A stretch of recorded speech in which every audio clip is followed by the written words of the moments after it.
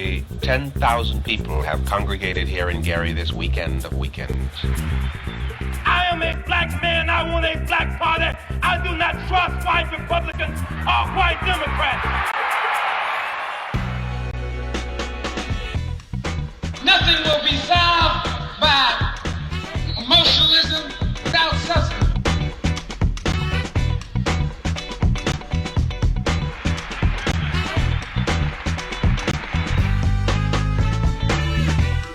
All in favor. We are a mighty nation. Action is here. We walk in unity. It's gonna be a different day.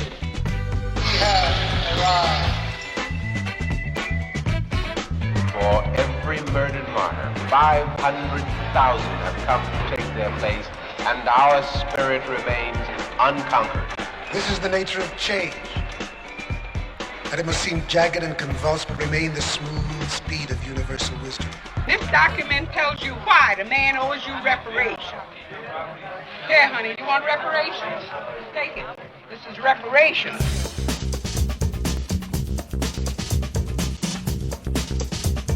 Those of us already disenchanted with the political system could conceivably turn to other tactics, shattering the quiet routine of daily life in this country. Revolution is about the right for humanity and black people in this country here and across the world to survive. When we come together, what time is it? When we respect each other, what time is it? What time is it?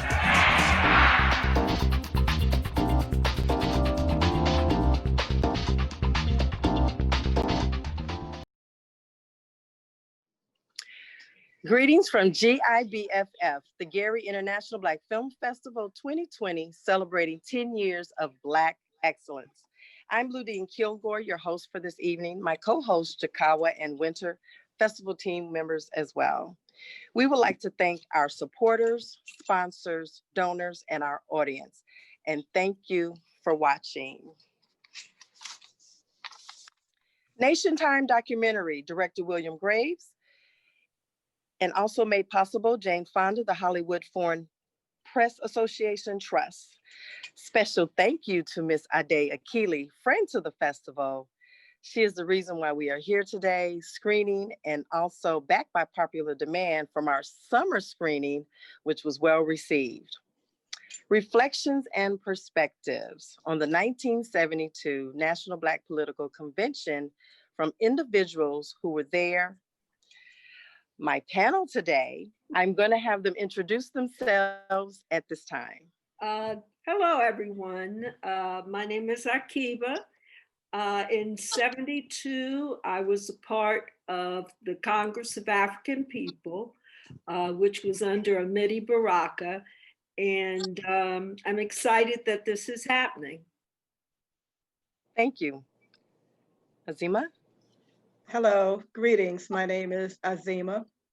In the 70s, I was a part of the Congress of African People under the leadership of Imam Amiri Baraka, and attending the Gary Convention was a historical moment, and so glad that you all are doing this today. Thank you. Doris? And my name is Doris McKinney. I was McKinney in 1970s. And I was also part of the Committee for Unified Newark / Congress of African People. And we went to Gary because that was our purpose at that time in life. Thank you. Tyrone? Hello, my name is Tyrone Daniel. I was a student at Purdue University Academy campus in Hammond, Indiana in 1972. And I was with a group of students that were pages at the 1972 political convention. Thank you. And Mr. Akili? My name is Sababa Akili. I was with the Committee for Unified Newark Congress of African People, and one of the organizers for the Black Convention movement, leaving Pittsburgh, Pennsylvania, Allegheny County Black Political Convention, going to Gary to put the finishing touches on it with Kasisi Nakawa. Wow.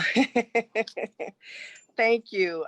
That's our wonderful panel today. I was excited when I got to meet everyone by phone and by email, and I was excited to finally meet you face to face. So we're going to get right into it. So today we are doing perspectives, reflection of individuals who were at the convention. We are here 48 years later. Is it 48 years? Wow, I cannot believe that. 48 years later, and so here we are. And I have, we're just going to talk about a wonderful film. I'm always excited when I have history. I love history, but I'm also excited with history when it pertains to Gary, Indiana. So those of you who came to visit our town, and of course, Richard Gordon Hatcher was the mayor at that time, instrumental being one of the first Black mayors of a major metropolitan city.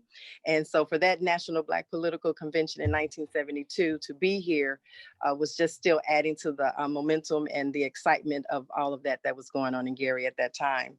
So I'm going to start with a few questions. And so what a wonderful film. I mean, a lot of people didn't even know about it, that there was a documentary there. And so it's a beautiful documentary. And of course, the ode to what was going on in the 70s and the 60s. And therefore, so I'm just going to open up the question, and we will start with our first question.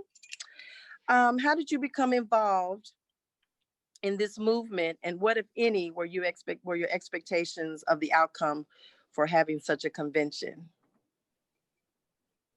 You're asking me first? Well, we're just gonna go around and everyone can speak about their, Okay. 67, I graduated from high school, and Newark was aflame. My family had always been involved with the civil rights movement.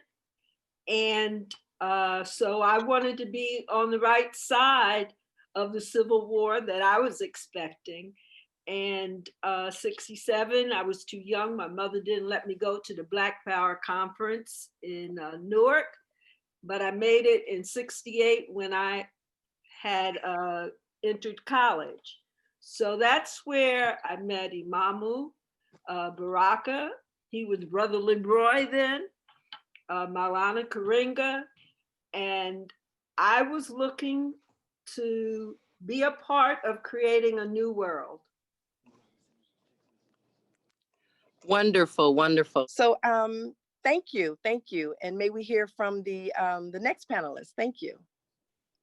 Okay, and how I came to be a part of the Gary Experience convention. I was a part of the Committee for Unified Newark, and I think when I joined, I was probably one of the youngest members there, 11 years old.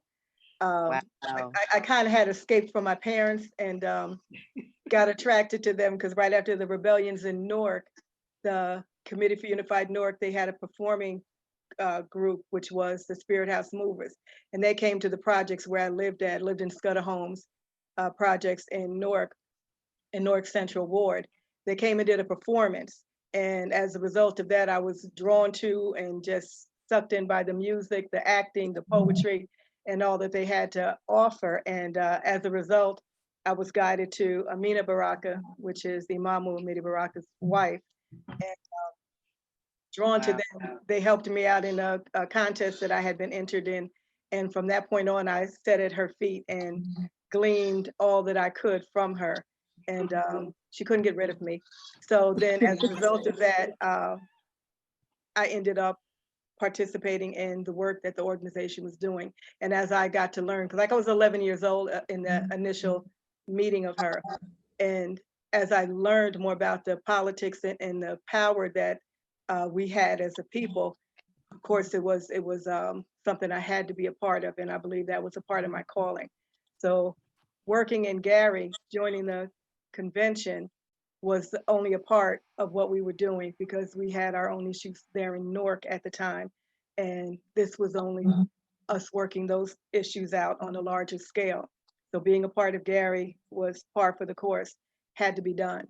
And I'm so glad that I did get to have that experience.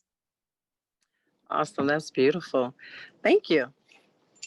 And I'm Doris McKinney, and I came to the organization a little older than the rest of them because Azima was my baby. And and because I was already out of college. Most of the people who came around that time were people who came from student movements throughout the country, because I came into to Newark from the South, and I was working in the school system. Okay. And that first year of working there, they had the teachers strike for 91 days. And Baraka's organization, they kept the school open, the Robert Treat School where he worked. So people in education who were, you know, I came through sit-ins and all of that in college, you know, guns in your face, the whole thing. So I came through that. And when I met Baraka and his organization, they were doing what I wanted to do, you know, because we wanted to save our people. Yes. And so I stopped working and I started going to the Committee for Unified Newark, and I met these people, and the energy, you know, I never used that word energy, but I'm using it now because it was a force that I wanted to be part of. And so we came there and we kept the schools open. And then I was finished. I wasn't a librarian anymore. I was part of the organization. I worked there. I worked in the office, and we were disciplined in terms of doing a work for Black people. We denied anything that was personal so that we could do NationTime. NationTime, you know, that was our phrase at them. What time is it? NationTime. What's going to happen? The land's going to change hands. So this was the energy of young people, but we know behind that there was the wisdom of people who could help keep us in line in terms of being able to submit to that leadership. Thank you. My name is Tyrone Daniel. I was born and raised in Gary, Indiana, which was the host city of the 1972 convention. I think that to talk about how I got involved in this movement, you really have to go back to the 60s, as some have already mentioned. I came out of high school in 1968, graduate of Frable. And in 1968, it was a lot of things going on. You know, you had the Vietnam War, you had the assassination of Dr. King, you had the assassination of Bobby Kennedy, you had the Democratic National Convention in Chicago and the unrest associated with that. Yes. Shirley Chisholm was a candidate for president. So you have all those things. So I came of age in my political awakening. I started school at Purdue University, Cabot campus, is now called Purdue Northwest, in 1969. And there was a bunch of students. We were trying to find our way, and we formed an organization that ultimately became the Black Student Union at Purdue University, Cabot campus. Okay. And it was in that organization, which was sponsored by Dean Leonard Perkins, who was our faculty advisor. He was an African-American man that coached us and mentored us. We also had relationships with Professor Simmons over at Indiana University Northwest. And as students, we became aware of some of the planning that was going on for the convention. I volunteered to be a page. I wasn't a delegate to the convention. Several of my friends were. But as students, we went around the state of Indiana soliciting students to participate in the convention.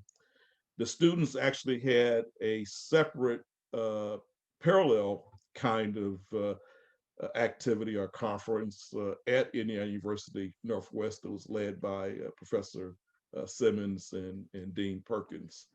So our expectations, we were excited, I think is Oh yeah. the way to put it. We were, there were so many things that was going on, and to get engaged in a national Black convention for the first time, that they had a major national Black political convention had been held in almost 100 years.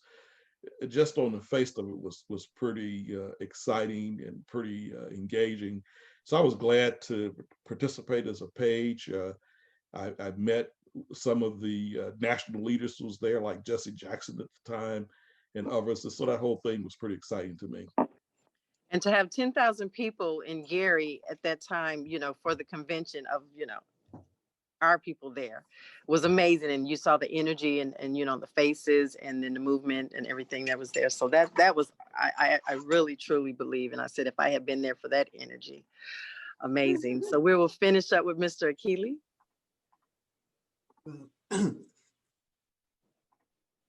You'll kind of make me feel like I'm the senior elder on this panel. No, Well, you are. No. Well, Well, listen, you know, listen, because my history started actually down in Mississippi, picking cotton as a little kid, and Emmett Till was lynched 40 miles down the street from down the road from where we were playing in the yard as little children. And so, and that was in 1955.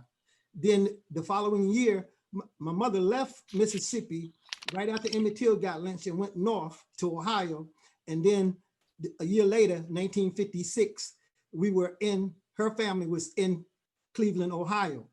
Then we had the first Black mayor up there, Carl Stokes, then became involved in the Black Power, Black nationalist movement in Cleveland, the Huff rebellions, then from the Huff rebellions, and then Newark had the Newark rebellions in '67, and Amiri came to Ohio and was speaking about taking Newark from the Italians, and he was encouraging students to come to Newark. So, Right. So I went to Newark, saw Newark, what was happening in Newark, loved the environment, and so came back to Cleveland, tried to see could we build our organization and hook it up with the organization that was in Newark.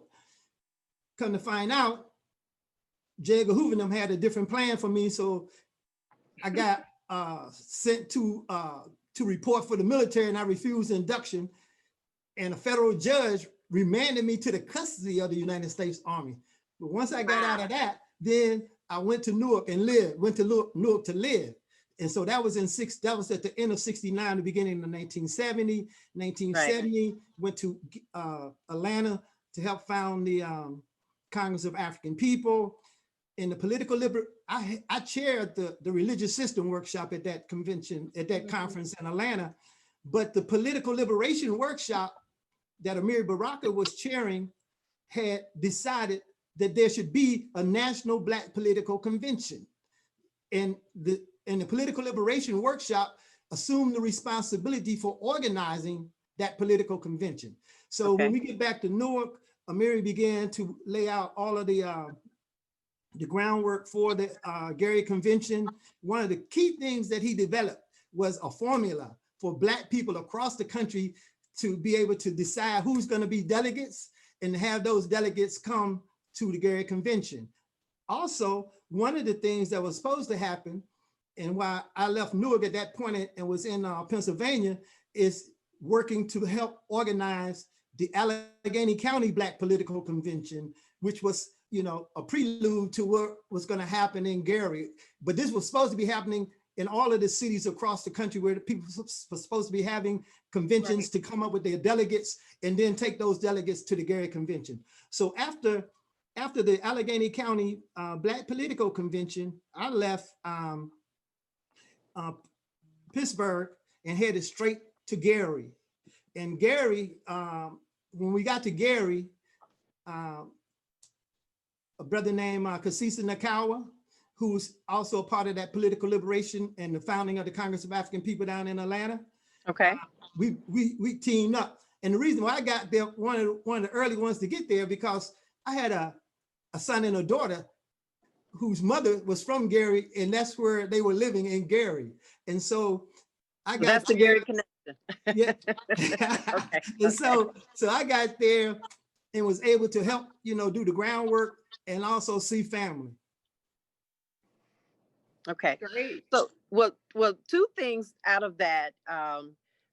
That now we know how that came to be, out of that 1970 conference that you had in Atlanta, and then we said we got to do a national Black political convention. Exactly. So then Gary was the first city, and that's because of Mayor Richard Gordon Hatcher. Right. Right. Yeah. So then, right. So one of the things that I do know, 21st century for the woman. And I'm always excited when I see a panel of more than one or two women on the panel. So what role did women have in this organization in preparation for the convention? I'm always interested in that. Well, I can answer that because I had a dual role. First, I was second in command of the women's section of the Congress of African People in Newark. And then also, my ex-husband was the head of the political side. Mm-hmm. So I attended all of the staff meetings in terms of the planning of the convention. And then once we got to the convention, Sababa was teasing me. I was working on the registration. I didn't know my hands would turn green from handling all them dollars. But wow. We were the support in making the whole thing happen. Exactly. As I mentioned before, the women were the backbone of the organization. We provided the work that made it successful. We were the ones that were taking the notes in all of the workshops. But we were also 33980 is not available at the tone. Okay, we were also the ones that were producing all the papers for the actual convention. And we're talking about days of the typewriter, the mimeograph machine, yes, and hand stapling, collating. Yes. Yes. So we were all the original everything. Women were the original typewriters, all of that, copiers. That's right. That's right. We were the ones feeding everybody. I cooked more spaghetti and beans in my life. So was this also of everyone had the same roles as far as the women? And I'm always asking, were there, I know we had Dr. Betty Shabazz and Miss Coretta Scott King and a few other, Mother Moore, but again, part of the organization, you were the support, you were the backbone. And I remember someone saying they were the runners. So if there was a question or anything that they need to do, they were runners. So again, you were support, just support. And also entertainment, because the Spirit House Movers, I'm not sure if they performed at the National Black Political Convention, but at the events that we had performances, the Spirit House Movers, and there were a tremendous number of women that were a part of that. Oh, wonderful, wonderful. Anyone else? Yeah. Just wanted to add to that, and that's true. We were organized. We had a real organized structure, and the times were so different from what they are now. And I think when we talked, I explained to you that it wasn't the competitiveness between the men and the women. The women had certain roles that we excelled at, and that's what we did. We were in charge of nutrition, which was the food. We were in charge of the children. We educated our children and kept them in daycare. We had a daycare system that I've not seen one like it since. We took care of newborn from the day of birth, up through high school. We had operations. We had, in that one period, we had a 24-hour daycare. Yes, we did. So we were in charge of nutrition, children, education, the meetings, performances. We were scribes. We were producers of documents. We were entertainers. We had the dance troupe. We had Spirit House movers. So our role was huge because if you didn't have those components of the operation going on, then none of the political work would have amounted to anything because no one would have been able to carry it out. You figure if their children weren't being taken care of, they weren't being fed, they weren't being kept healthy, how would they have operated?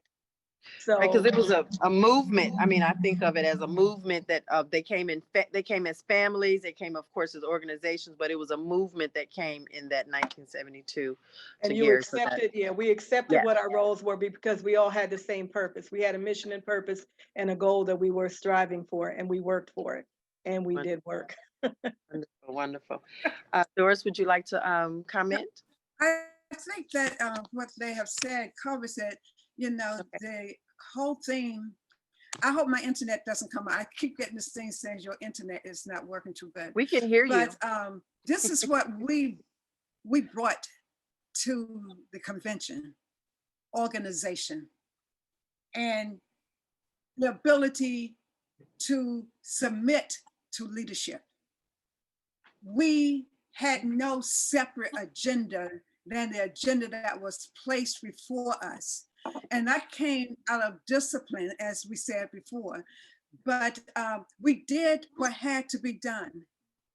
Right. All these people who came there, all these entertainers and all of the musicians and things had come through the organization in Newark. So we weren't floored by seeing celebrities, because that wasn't our role. Our role was to submit to and to push forward the agenda by doing the things that people don't want to do now. Right. Everyone has to be seen. That's another conversation, and that's something I have a question for you in a little bit about that. But yes, absolutely. So, you know, those are the things that we brought a lifestyle that we had accepted that was needed at the time to push forward the Black Power, the African American movement at that time. Thank you. Could I yes, say something? Yes. Absolutely. The women, I'm telling you, see, they are telling you the story, but they're actually minimizing it, their role. They were all of the people in the organization. We considered ourselves to try and strive to become experts at what it was that we did. And the women that are speaking are telling you that they wasn't just people that was, these women were expert at doing this. They became expert at doing it at a high level. Yes. I mean, because some of the correspondence, some of the communication that they did, this was some international stuff that they assumed the responsibility for. Right. Communicating with delegates from foreign countries, hooking up, leaders from revolutionary movements to come to the United States. Hey, they could do it, and they did it well. And look, and we built a strong movement based on that. So, I believe it. I know our history. I know our women. Absolutely, I do. Believe me, I understand. No, I don't believe they were minimizing, but we all know the support that the women give to organizations, and that leads me into my next question. We know how it can be challenging and getting everyone on the same page and accord. So, what are your feelings and sentiments of those who feel that the convention was not a success? Because I believe if we came together, it was organized, came together, what we did. I mean, there was some people there on the national stage, international stage, what we did in Gary. So that was a success in itself. And then those who came to the convention took that and did what they were supposed to do. They became lawyers, doctors, judges, state reps. So I know it was a success, but some people feel that it was not a success. Those are people who don't understand history. Those people who think that the convention was not a success don't understand history. What happens in history, especially Black folks, we plant seeds for the next generation. Mm-hmm. This may not have happened in creating a third party, but Jesse Jackson ran on creating a third party. The point of replicating what we did well, we tried to teach others. In New Jersey, the New Jersey Black Issues Convention still exists today. Yes. There are other people that run it, and that's where your ego has to get out the way. Even if someone else is doing what you intended to do, that is a seed that has been planted for success. There are many things that have happened in our history, and people want to say, oh, that wasn't successful. But look at the babies that were created as a result of that. Absolutely. I met someone, it wasn't from Gary, I can't remember where they were from. They said, well, we couldn't do the political thing. So we went to the communication thing. So we developed a Black communication system where they were. So what happens with the duplication in the mass movement, you can't predict it. Right. You cannot predict it. So Gary was a success. We had Jesse Jackson run as a result of that, and the Black caucus came together to endorse him before he could run. So that level of organization is quite impressive to me. I didn't have to be there, but I can claim victory in that strategy. All right, all right. Anyone else? Yeah, one of the things that when we look at this is that Nakawa and I was in Gary before the convention started, and the newspaper said Black convention a failure before the convention even took place. Wow. You see what I'm saying? Propaganda.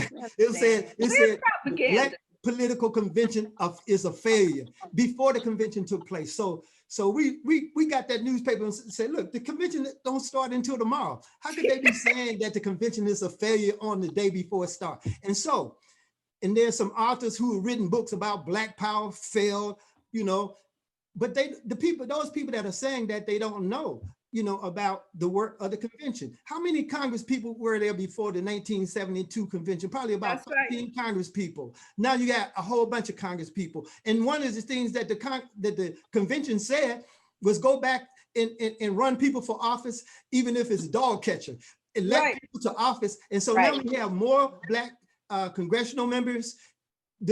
Even the Barack Obama and Jesse Jackson that she spoke of, and even the Al Shaw, all of that stuff was an extension of what was laid, the foundation that was laid in Gary.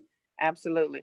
Mr. Daniil, if I may, you were a student at the time. How do you feel as far as or what are your thoughts on as far as from a young, student at the university as far as a success? Well, personally, I thought it was a success. I think the whole act of just coming together as Black people and having a national convention was a success in itself. Absolutely. But I agree with what everybody else has said. It planted seeds for people to run for office. And you talked about women a few minutes ago. Katie Hall, who ran for Congress maybe 6 or 7 years later after that. She was actually a state senator in Indiana at the time. And so she was definitely engaged in the 1972 political convention. And subsequent to that, I met, or during that same period of time, I met Julia Carson, who was a state senator and later on became a US congressman. And her son now has her seat in Congress. I think his name is Andre Carson. Right, and that's planting the seed that's planting the seeds and legacy. Absolutely, it was planting the seeds, and it was just the overall raising of the political awareness and empowerment was really the key. Like I said earlier, when we talked about how I got involved, it was all of the history of the 60s that kind of led up to this. all of the turmoil that was going on in the community, the Vietnam War, Mayor Hatcher and Carl Stokes getting elected mayors of major Black cities for the first time. Yes. I was in high school when Mayor Hatcher was elected, and we all thought that was just great. It was just so empowering. You know, we all kind of looked at each other. An African American named, elected to mayor of Gary, Indiana, and Carl Stokes being elected the mayor of Cleveland.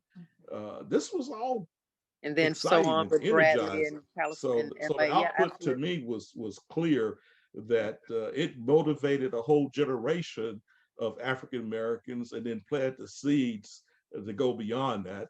And I think that those seeds ultimately led to Barack Obama being elected the first African American president. Because if you had asked me in those early days, I would have said that that was at least another 100 years away in 1972 that you get your first African American president of the United States. So I think all those things build on each other. So it was the seeds that was sold there at the 1972 convention, and it led to Barack Obama becoming the first African American president, even though he was probably 10 years old at the time. I'm going to say out of that convention, we're going to find our first female president, someone planting the seeds.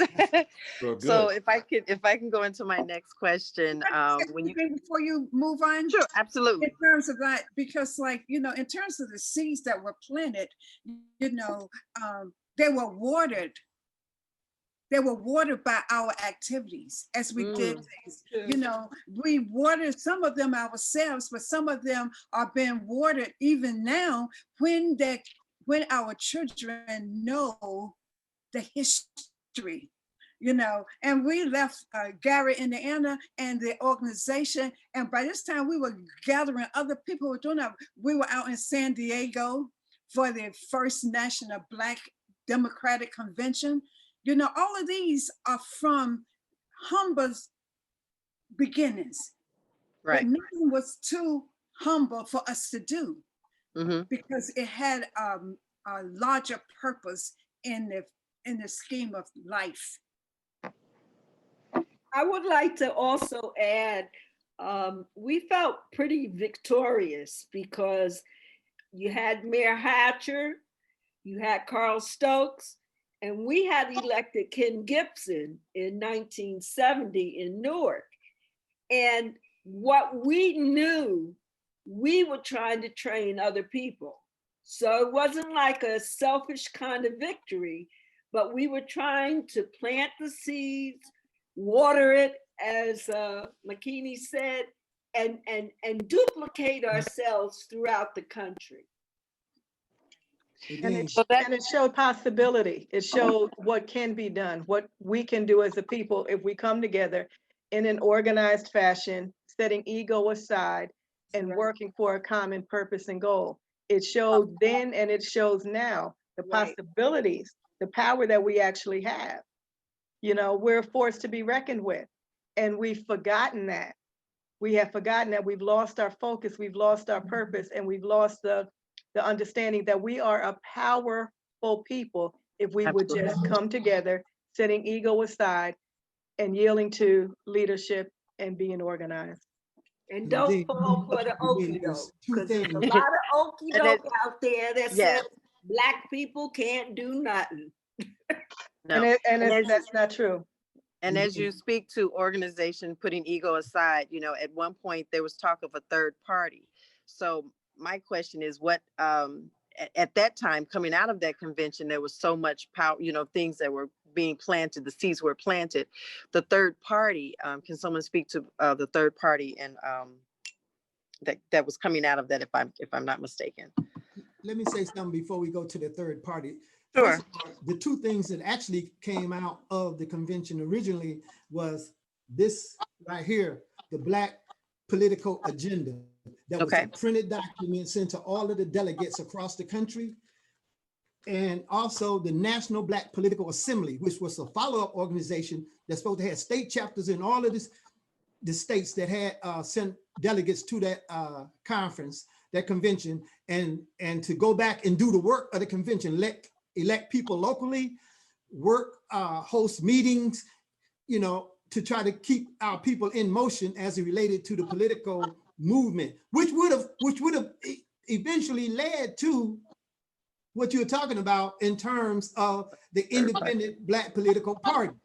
Right. Now there were some problems that I guess we'll talk about later, but there was some. Well, we can talk about them now. We can lead. That's a good segue. That's what I wanted to know. What happened, or what came out of that convention as far as the third party? Was it discussed? And I mean, you know, and what happened? Well, first of all, it was discussed and it was organized. And if you read that document that Sababa has in his hands, the history of it indicates the two-party system in America has failed us as a people. Right. It was never designed, just like we weren't considered people. Absolutely. It was never designed to include us. So the only answer is to move to create our own party, to create our own structures, to move beyond what exists now, because it's not designed for us. Well, how close did we come to that third party? No, not close. Not close. Listen, you had this is what made up the convention. Black intellectuals, Black militants, Black moderates, segregationists, Black Muslims, Black Panthers, the people from the RNA, the Republic of New Africa, leftist socialists, elite bureaucrats, nationalists, opportunists, and the police. Because when I walked around through there, I saw two persons participating in that conference that were Black members of the Cleveland Police Subversive Squad in that conference, saying, when I confronted them, say, what y'all doing in here? And they talking about, well, they say it's a Black convention, right? And we are Black people. But I went and told on them, but hey, they came up there as a part of the Cleveland delegation. So that's how close we were to it. We had to try to mold, you know, a situation which would allow for the development of a Black political party. Because you just can't say, you know, independent Black political party. I know. You know, you got to like actually do the work. And first of all, a lot of the people, they didn't have the energy to do the work. Our organization was probably one of the main organizations that could have spearheaded organizing an independent Black political party. But the treacherousness and the wretchedness of some of these folks that I just named, several months after the convention, they voted to have us excluded from the participation in the organization that we had helped found. They put us out of the National Black Political Assembly because they said that we was too radical. That's right. So I know the convention. Okay, so the third party didn't really. I mean, there were some other things that were priority that they needed to address, and those things needed to be addressed first, and then they thought about a third party. It didn't happen. So out of that, I know you went to was it 5 different other cities that you did the other conventions at? The National Black Political Assembly, yeah. Right, yeah. You San Diego and other cities. So at what point was your organization? Did you participate in all of the 5 cities, or I mean the other cities that had the convention? Yeah, we did until. Go ahead, Kiva. We were the organizers of in the head of this emotion. So we participated in everything that was happening until a segment of folks in the convention decided that we were too radical as Black people, and they took a vote nationally to put us out. So did that happen, came out of that first convention? Did they decide that in the first convention here in here? They decided that as in those National Black Political Assembly follow-up meetings across the country. Okay. As a matter of fact, let me be really specific. Really? A Negro politician a female at one of those National Black Political Assembly meetings said, I cannot be in an organization, and we were studying, you know, at that time, we were studying Marxism and Leninism and all the ideologies. And so this woman stated that I cannot be in an organization that have some Black communists in there. And Amiri Baraka responded and said, oh, but you could be in the Democratic Party that got Southern segregationist racists like George Wallace in it without complaining. So why couldn't you be in an organization with militant Black people? And so then they decided to, that we needed to go. And so they kept on organizing until they held a national vote in different cities, and they expelled us from that movement. That's Okay. right. And a few years later, those same people start identifying themselves as Marxists. After they done kicked us out, they started identifying themselves as Marxists, and then but the National Assembly done died by now. Well, and there go your independent party. And there you go, your independent party. And there Well, go your independent party. That's the truth now. Right. I believe it. I believe it. I'm speaking to those who laid the pathway for me. And so I understand that. So I'm going to go into our last question. We have one last question for you. Maybe more. I may have one more up my sleeve, but run my last question. So with the release of the NationTime, Gary in 2020, the contrast, parallel images, and events of unified mobilization, changes in our criminal justice system, and systematic issues around it. So where we are now, and out of the release of the NationTime and what we are now, your thoughts from then and where we are now? From the There was a saying that we had adopted from one of the other movements, luta continua, which means the struggle continues. Mm-hmm. The same problems we had in 1950, we got the same problems in 2020. Healthcare, economics, injustice. That's right. Social, yeah.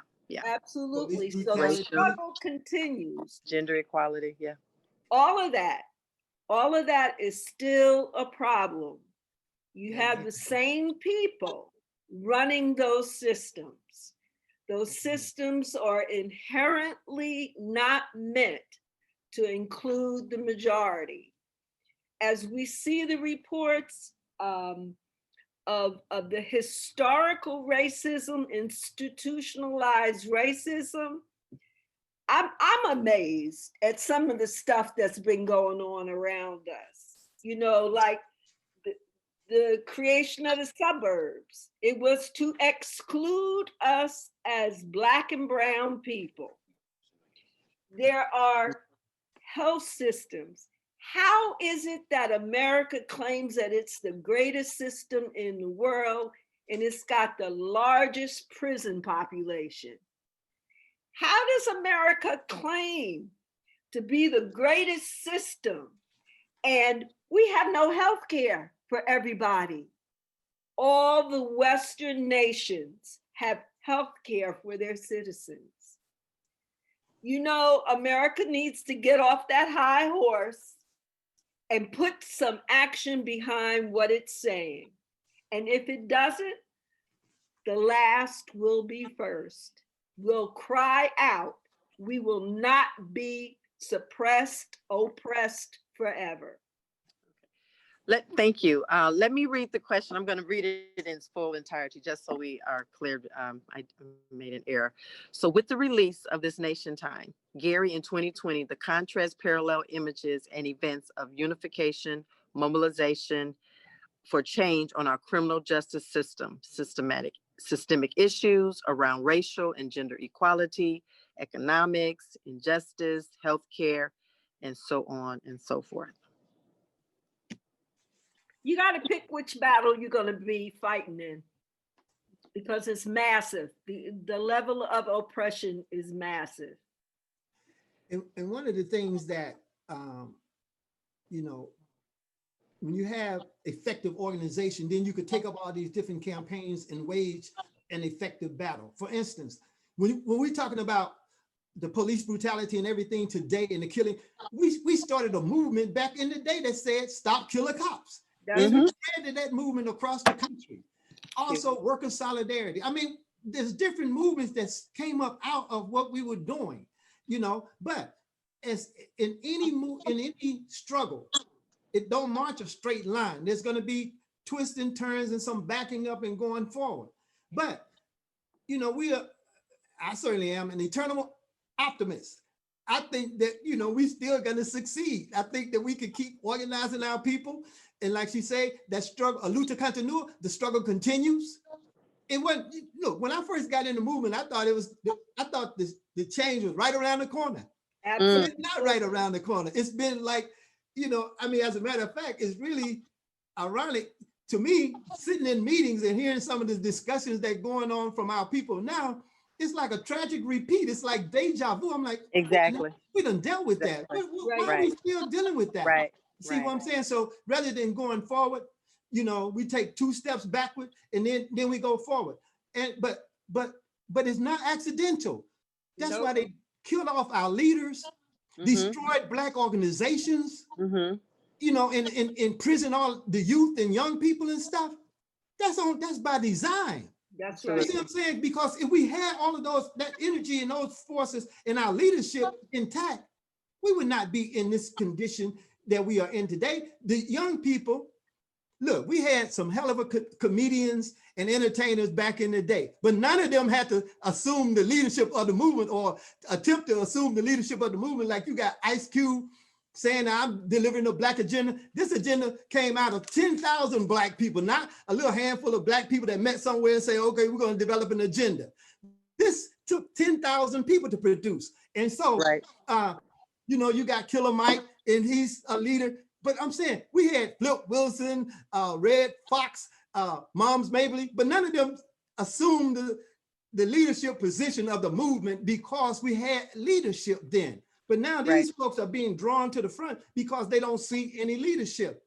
But it's not that we don't have any leadership by accident. It's we don't have any leadership, national leadership by the choice of our enemy, by destroying our leaders and killing off our organizations. That's where we at right now. That's where we are right now. So the object is to build back better, build Black better. That's the object, is to build Black better. Right. And I know we need a lot of people say, well, you know, our agenda, you know, well, everyone else has their agenda, but we also have to have our agenda. Anyone else wants to speak to the question? If I may, this is Tony. How are you guys? You guys are doing a fabulous job. That's a festival team member, GIBFF, Tony. You're doing a fabulous job. But I got a question for you all. How engaged or involved are you today in light of your initial origin of the 72 Black Political Convention? And today, the young people that have picked up on that, but so has many other organizations that have created their own Black Political Convention. Do you feel that it's been diluted in a sense, meaning like the LGBTQ communities, whether it's the white supremacists, everybody is piggybacking off of what had started then? And again, how involved and engaged are you in today's political movement, Black movement? What I would say is that's nothing new. When we were talking about Black power, all of a sudden you heard about flower power. The women's movement came out of Black power movement. So what's happening today is no different than before. And we have to keep our focus. Now, in terms of my life and what I have done, I call myself community organizer. I did a lot of organizing in Newark. I did organizing in New Brunswick. I did organizing in Perth Amboy.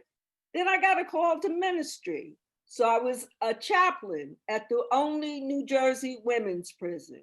So I was there for at least 13 years. I'm retired from that. But what am I doing? I'm continuing on. I'm working with churches in dealing with domestic violence. Do you know that we are the largest population of folks that are being killed by our intimate partners? There are so many levels to our oppression and its expression of keeping us down. So you pick the battle that you think you could do well with. I used to work a lot with youth, troubled youth, in dealing with family counseling.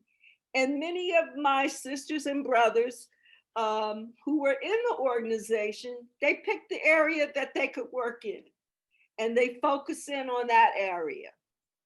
So that's the best I can say.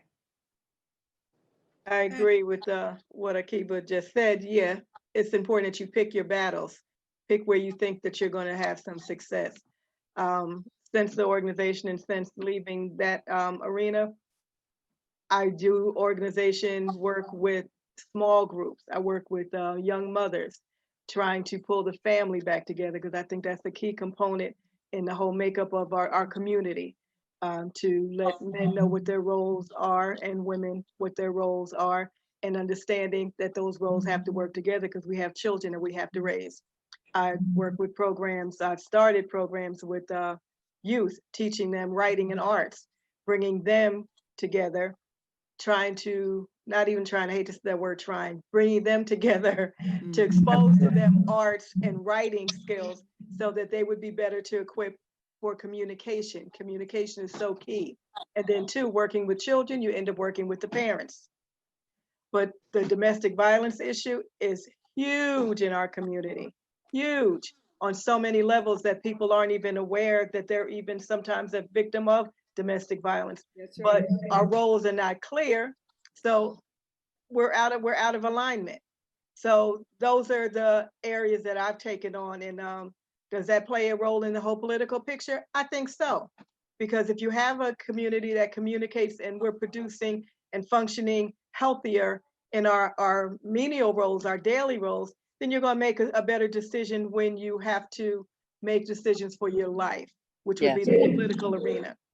So, and I came from a background of church. I was in ministry for a number of years also, just as Akiba was saying, that was a call. And I think because ministry was a call for me, because ministry means to serve.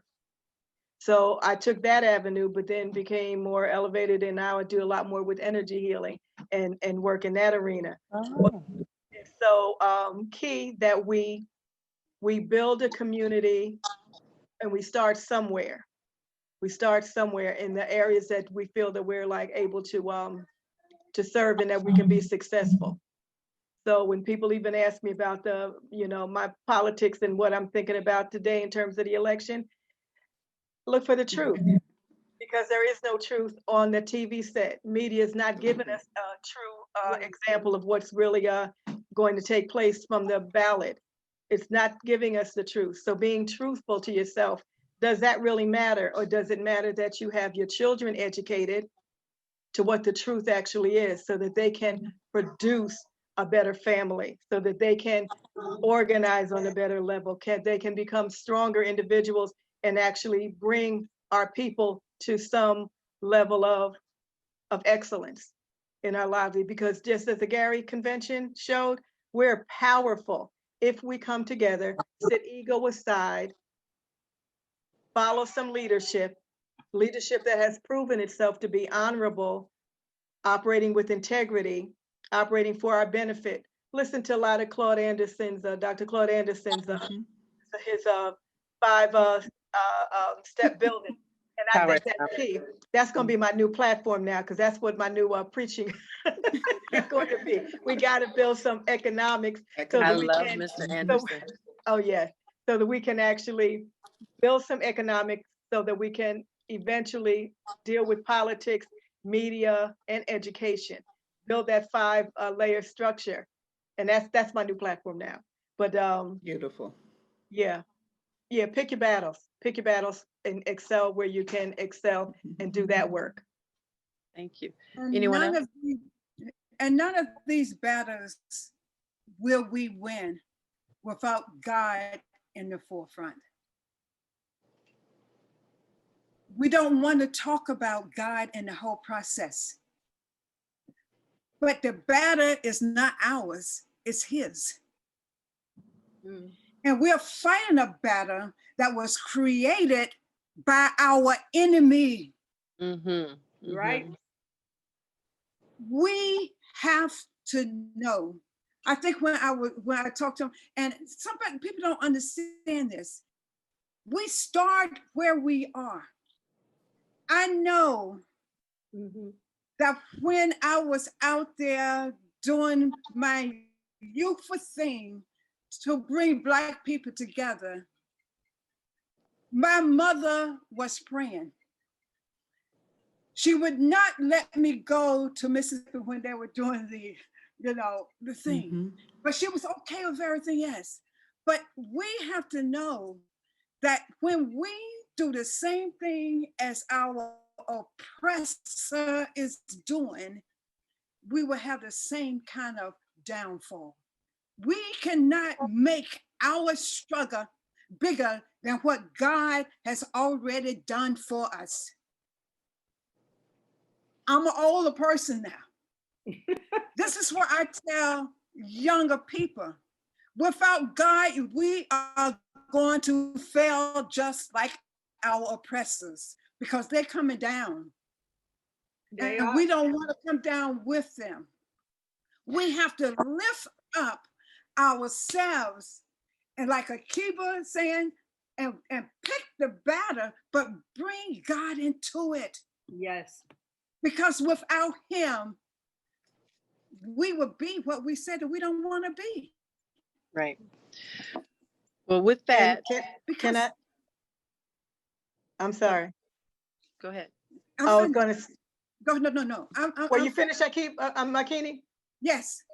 Okay, I was just going to agree that God is in it because when Makini and I have had this conversation in depth several times, I don't have a separation with God. To put God in it, I'm putting myself in it because once he's in me, that I can't operate without him. So operating in integrity is operating with God. Operating from love is operating with God. There is no separation. To take God out of the picture is to remove the blood from my body. It's not going, I'm not going to be. So I don't have a separation with God and me and the work that I'll do for serving my community, serving my people. I don't have a separation. There is no separation. So to put God in it is me, because there is no separation. I appreciate you all. I don't know if the gentlemen want to speak, but the last commentary, I can take it to a whole nother level, but we do not have the time for it. But I am going to ask the gentlemen to chime in on that last part and what they are doing now in today's movement, and do they feel that the movement has been hijacked by so many other things that are out there? Let me say something like this. As I said before, I'm an eternal optimist. The road that I assumed in the world from the time that Emmett Till was lynched until today is still a struggle to get justice, to see justice for our people. That's right. So, and to me, like Malcolm say, by any means necessary, that we are human beings. Our dignity should not ever be in question. We should not allow anybody to ever question our dignity. We have human rights and we determined to bring those human rights into existence by any means necessary. That is what motivates me. As an old man, and young people ask me like, well, why are you still doing this here? I'm still doing this because, exactly, because we are not free. We are not free. Yeah. And so we keep struggling until we get free. That's what we're going to do. Right. Beautiful. Amen. Mr. Daniil. Yes, thank you. I think that one of the things that I learned as a student and now as an adult and a retiree is that there's a diversity of thought in the Black community. And people would look at that diversity of thought and try to poke holes in it. But I look at it that each area of thought is related to all the other areas. So we can achieve and pursue the same goal, but take different tactics to get there.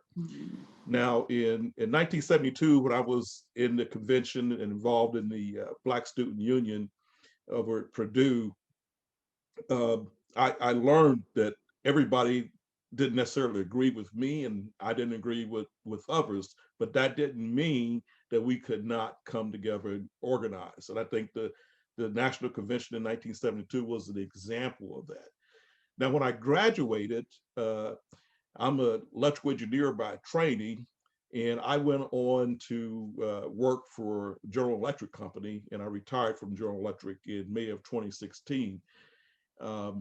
But all of the training and things that I learned at Purdue as a member of the Black Student Union and a leader in the Black Student Union, getting engaged in the National Black Political Convention in 1972, those were all leadership skills that I learned to apply in the corporate world.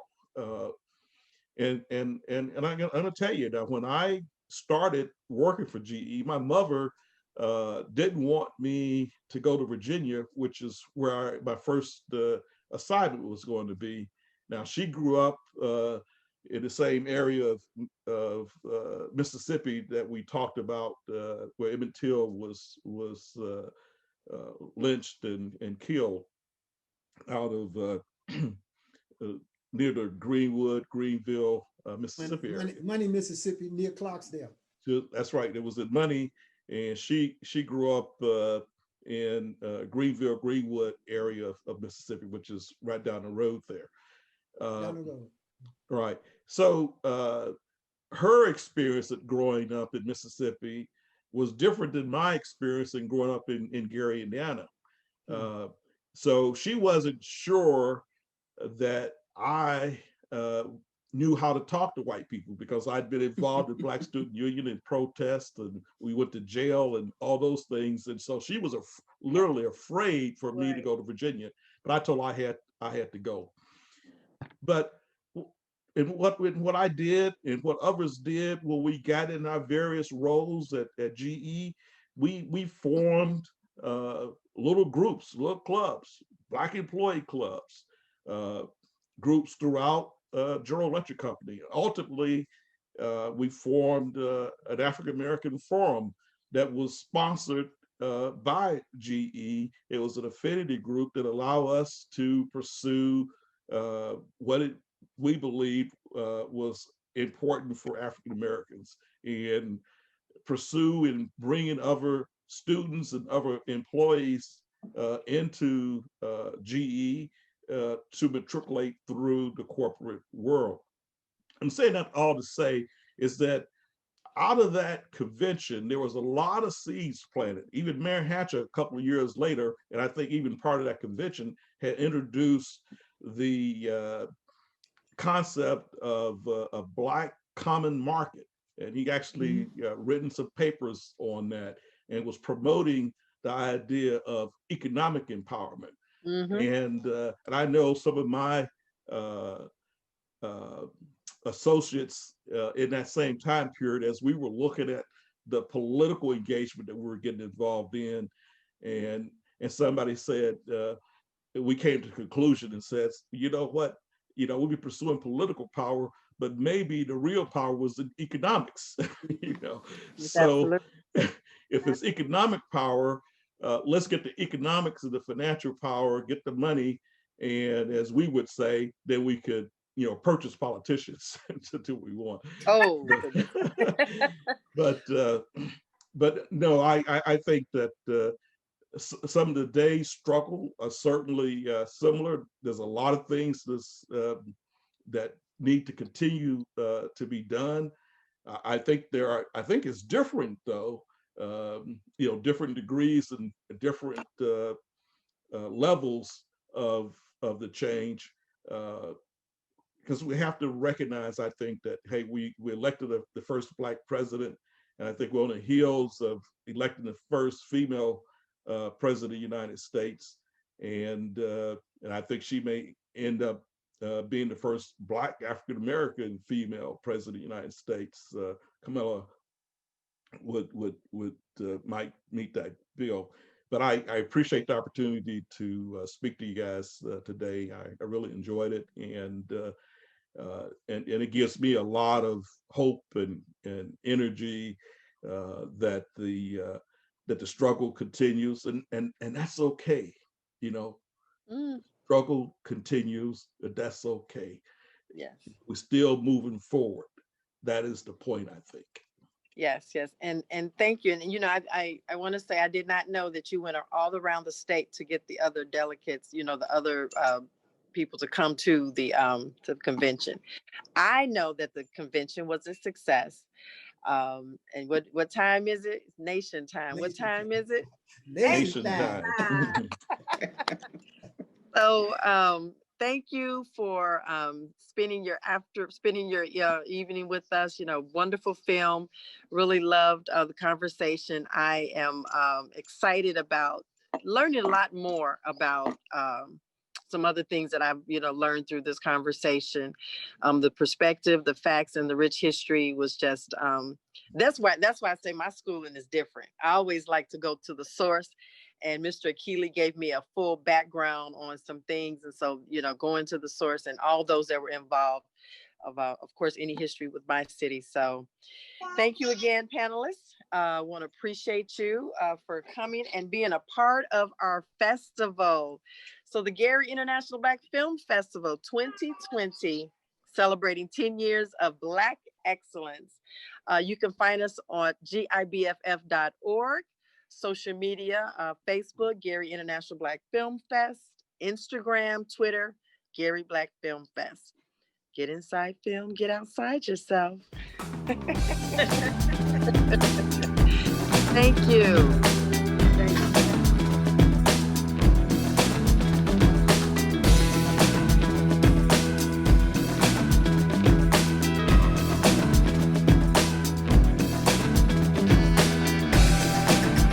What time is it? When we come together, what time is it? When we respect each other, what time is it?